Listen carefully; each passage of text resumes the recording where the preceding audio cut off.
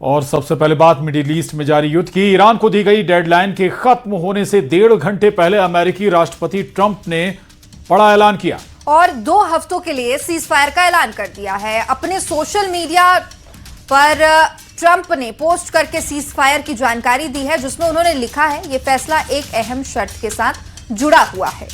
उन्होंने कहा कि ईरान को तुरंत पूरी तरह और सुरक्षित तरीके से हॉर्मुज स्ट्रेट खोलने पर सहमत होना होगा।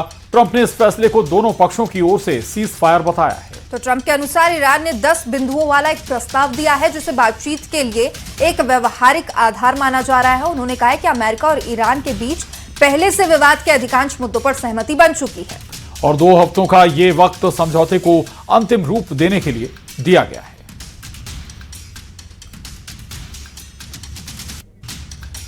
तो बता दें आपको, फौरी तौर पर कहें लेकिन अभी ईरान, इजरायल और अमेरिका युद्ध पर विराम जरूर लग गया है और पहल हुई है और इससे आशा की जा रही है कि आगे का रास्ता और बेहतर होगा। कुछ शर्तें जरूर हैं इस सीज फायर में और उन शर्तों को ईरान अगर फॉलो करता है तो फिर यह सीज फायर जारी रह सकता है।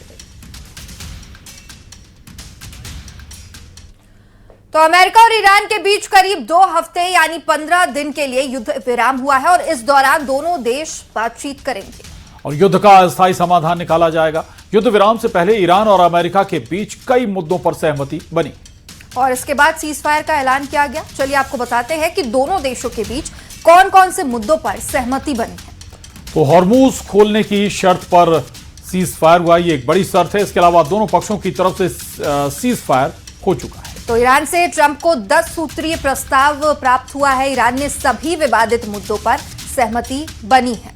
वहीं हफ्ते में समझौते को 2 हफ्ते के अंदर समझौते को अंतिम रूप दिया जाएगा। तो ईरान और अमेरिका के बीच युद्ध विराम शर्तों के साथ हुआ है। इसमें शर्तें ईरान की भी हैं और अमेरिका की भी। तो अमेरिका के सामने ईरान ने 10 शर्तें रखी है, जिसके बाद ईरान सीज फायर के लिए तैयार हुआ। और चलिए अब आपको बताते हैं कि वो कौन कौन सी शर्तें हैं जो ईरान की ओर से अमेरिका के सामने रखी गई है।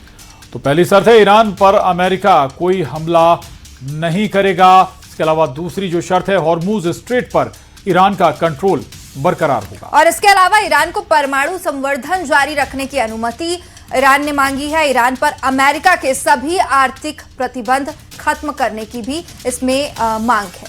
इसके साथ ही ईरान पर लगाए गए सभी सेकेंडरी प्रतिबंध भी खत्म किए जाएं, ये भी मांग रखी गई। साथ ही संयुक्त राष्ट्र सुरक्षा परिषद के भी सभी प्रस्ताव रद्द करने की मांग है और इसके अलावा IAEA बोर्ड ऑफ गवर्नर्स के सभी प्रस्ताव रद्द करने को कहा है। ईरान को जंग में हुए नुकसान का यूएस को हर्जाना भी भरना होगा। इसके अलावा एक और जो बड़ी शर्त है, पश्चिम एशिया से अमेरिकी सेना की वापसी की जाए। साथ ही लेबनान समेत सभी मोर्चों पर युद्ध विराम।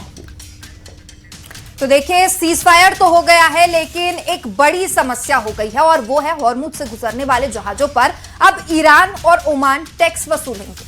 समझौते का अभी तक का जो प्रपोजल है उसके मुताबिक ईरान और ओमान, ये 2 देश हैं हॉर्मुज में जहाजों से जो टैक्स वसूलेंगे। तो ये दोनों देश हॉर्मुज के 2 छोर पर स्थित हैं।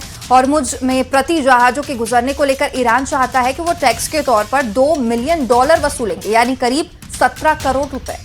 17 करोड़ अचानक से लागत हर जहाज की माल ढुलाई पर बढ़ जाएगी, क्योंकि अभी से पहले तक हॉर्मुज में कोई टैक्स नहीं लगता था। हॉर्मुज स्ट्रेट में स्वेज नहर की तरह फ्री मूवमेंट थी और अब इसका असर क्या होगा उसे भी समझना बेहद जरूरी है। कच्चे तेल की कीमतें इससे बढ़ जाएंगी क्योंकि इसकी लागत का खर्च बढ़ेगा।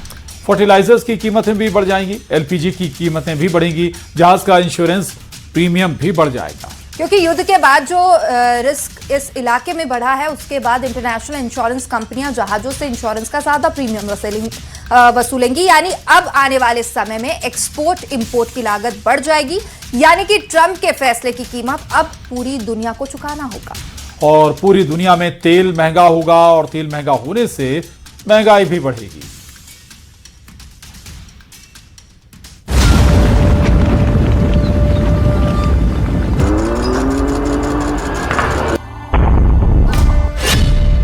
पहले डेडलाइन, फिर धमकी और अब सीज फायर। पश्चिम एशिया में पिछले करीब 40 दिनों से चल रहा महायुद्ध अब सीज फायर की तरफ बढ़ चुका है। अगले 2 हफ्ते तक दोनों देशों के बीच अब ना तो गोलीबारी होगी, ना ही मिसाइलें चलेंगी और ना ही ड्रोन उड़ेंगे। ईरान को दी गई डेडलाइन के खत्म होने से 1.5 घंटे पहले अमेरिकी राष्ट्रपति ट्रंप ने 2 हफ्ते के सीज फायर का ऐलान किया, जिसमें उन्होंने बताया कि ये फैसला एक अहम शर्त के साथ जुड़ा है, जिसके मुताबिक ईरान को तुरंत हॉर्मुज़ स्ट्रेट खोलना होगा। अपने social media platform truth social पर पोस्ट करके ट्रंप ने सीज फायर की जानकारी दी।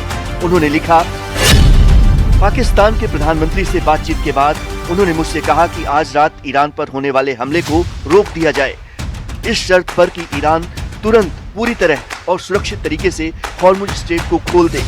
मैं 2 हफ्तों के लिए हमले और बमबारी रोकने के लिए तैयार हूँ। ये दोनों तरफ से लागू होने वाला सीज फायर होगा। हम ऐसा इसलिए कर रहे हैं क्योंकि हम अपने सभी सैन्य लक्ष्य पहले ही हासिल कर चुके हैं और ईरान के साथ लंबे समय की शांति के लिए समझौता काफी आगे बढ़ चुका है। हमें ईरान की तरफ से 10 बिंदुओं का प्रस्ताव मिला है जिस पर बातचीत हो सकती है। उधर ईरान ने भी सीज फायर की पुष्टि की। ईरान के विदेश मंत्री अब्बास अराक्ची ने कहा, 2 हफ्तों तक दोनों देशों के बीच सीज फायर रहेगा, जिसमें हॉर्मुज़ से जहाजों की आवाजाही जारी रहेगी। अमेरिका ने ईरान के 10 सूत्री प्रस्ताव को स्वीकार कर लिया है, जिस पर बातचीत होगी। दोनों देशों के बीच हुए इस समझौते के लिए ट्रंप के सामने ईरान ने जो शर्तें रखी हैं, उनके मुताबिक ईरान पर अमेरिका कोई हमला नहीं करेगा। हॉर्मुज़ स्ट्रेट पर ईरान का कंट्रोल बरकरार रहेगा। ईरान को परमाणु संवर्धन जारी रखने की अनुमति होगी। ईरान पर अमेरिका के सभी आर्थिक प्रतिबंध खत्म होंगे। ईरान पर लगाए गए सभी सेकेंडरी प्रतिबंध भी खत्म।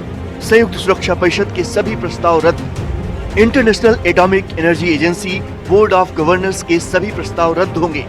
अमेरिका ईरान को जंग में हुए नुकसान का हर्जाना देगा। पश्चिम एशिया से अमेरिकी सेना की वापसी होगी और लेबनान समेत सभी मोर्चों पर युद्ध विराम होगा। उधर ईरान के सुप्रीम लीडर मुज्तबा खामनेई ने भी सीज फायर को अपनी मंजूरी दे दी है। इस्लामिक रिपब्लिक की सुप्रीम नेशनल सिक्योरिटी काउंसिल ने 2 हफ्ते के सीज फायर का जिक्र करते हुए एक बयान जारी किया, जिसमें कहा गया है कि समझौते की डिटेल्स को फाइनल करने के लिए शुक्रवार से बातचीत शुरू होगी।